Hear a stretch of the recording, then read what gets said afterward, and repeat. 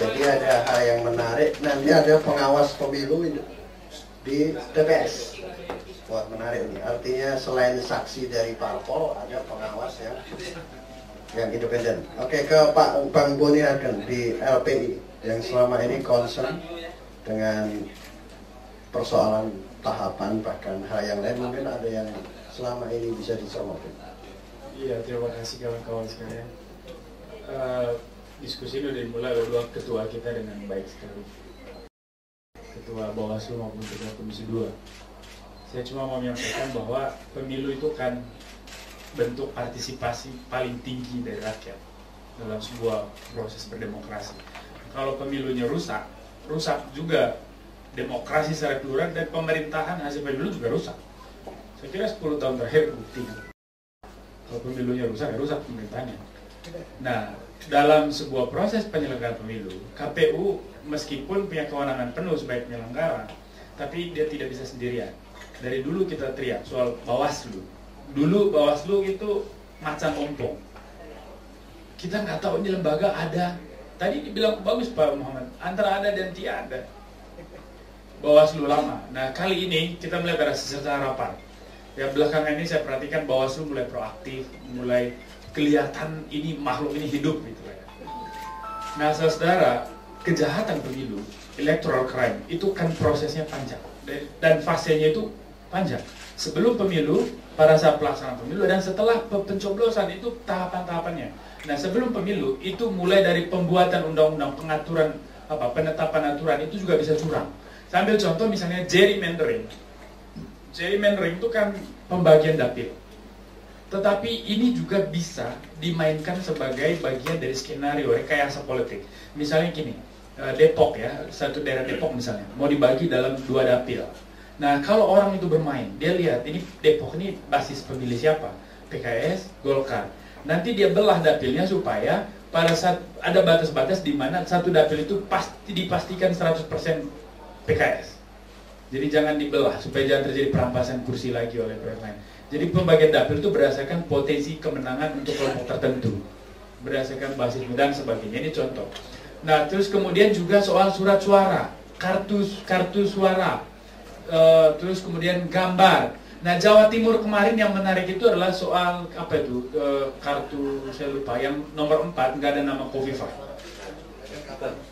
nggak ada gambarnya juga. Nah, itu semua contoh permainan-permainan yang by design. Nah, kita lihat bagaimana KPUD memang kemudian dipersoalkan oleh penyelenggara pemilu, dinyatakan Dewan Kehormatan dinyatakan mereka melanggar jabatannya dan diberi sanksi, dipecat sementara ketika itu sampai KPU mengeluarkan keputusan tetap. Nah, tapi kan orang tidak pernah melupa bahwa yang dianggap kekeliruan teknis KPUD itu adalah kejahatan yang by design.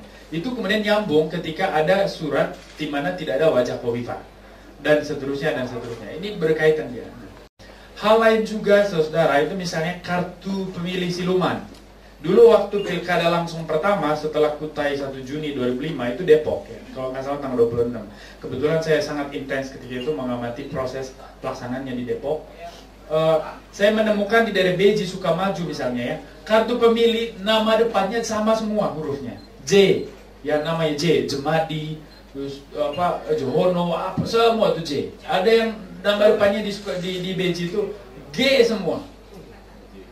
Jadi ini siapa? Gak mungkin kan di satu kelurahan orang namanya J semua depannya, G semua depannya.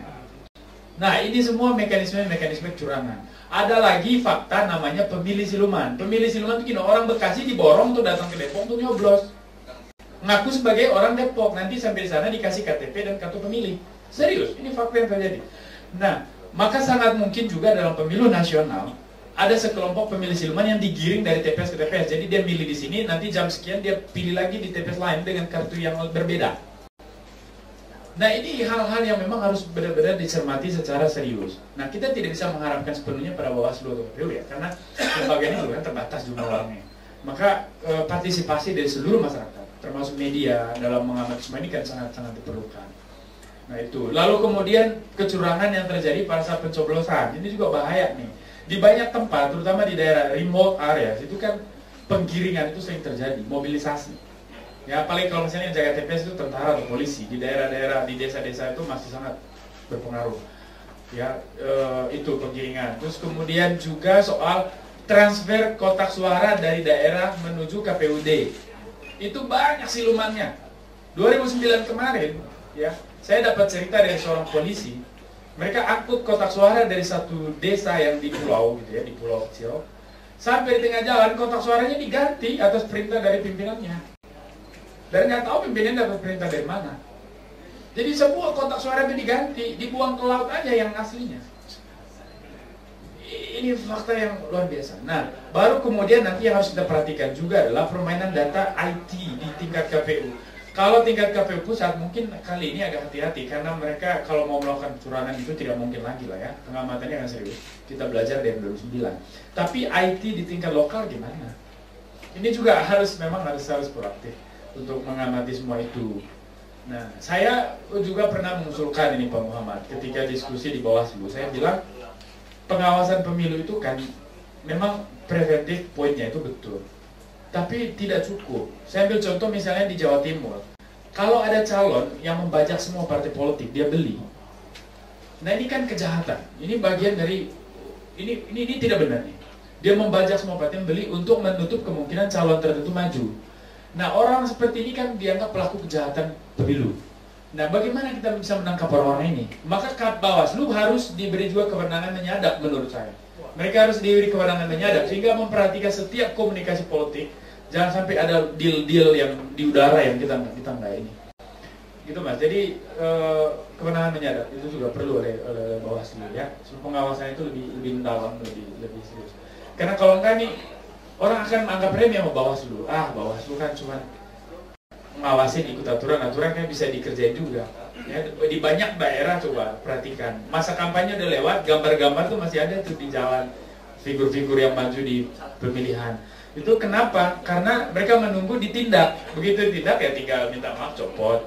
Ya kan? Tapi sepanjang tidak ada penindakan, tidak ada teguran ya jalan terus. Nah, jadi menurut saya memang pengawasan pemilu ini nggak bisa parsial dan juga nggak bisa mengharapkan Bawaslu sendirian. Ini harus semua pihak terlibat di sana. Dan kita bersyukur KPU kali ini juga sedikit lebih baik dari KPU sebelumnya. Ya, dia mulai misalnya mengeluarkan aturan soal menteri dan pejabat publik lain dalam berkampanye, ada aturan mainnya, yang nggak boleh pakai mukanya atau apapun untuk iklan kementeriannya atau dan segala macam. Jadi saudara-saudara sekalian, tetap saja kita tidak bisa juga berpikir bahwa potensi kecurangan yang akan sedikit bisa diukur dan sebagainya. Saya pikir enggak. Karena politik ini sangat liar dan segala cara itu bisa terjadi.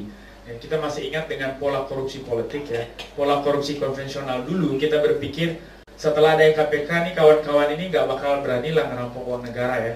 Tapi apa yang terjadi? Kita semua sampai tercengang ketika muncul kasus-kasus besar bahwa ternyata dari perumusan aturan kebijakan, undang-undang dan sebagainya sudah ada permainan untuk mengarah kepada perampokan uang negara. Ya, kasus Hambalang misalnya, sudah ada perdebatan menteri untuk mengeluarkan keputusan apakah nanti dibangun atau tidak dari Hambalang itu ya. Jadi itu mulai dari ide mengusulkan itu semua udah ada agenda settingnya sampai kepada kebijakannya dan seterusnya. Jadi pola korupsi politik juga kemudian memakai kebijakan. Pihak-pihak yang terlibat dalam pembuatan kebijakan mereka lah menjadi pelaku. Kalau dulu kan konvensional, dia ngerampok gitu aja.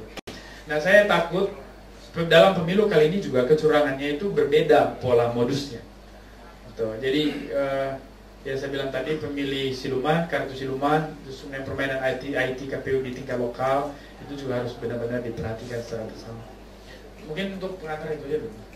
Terima kasih.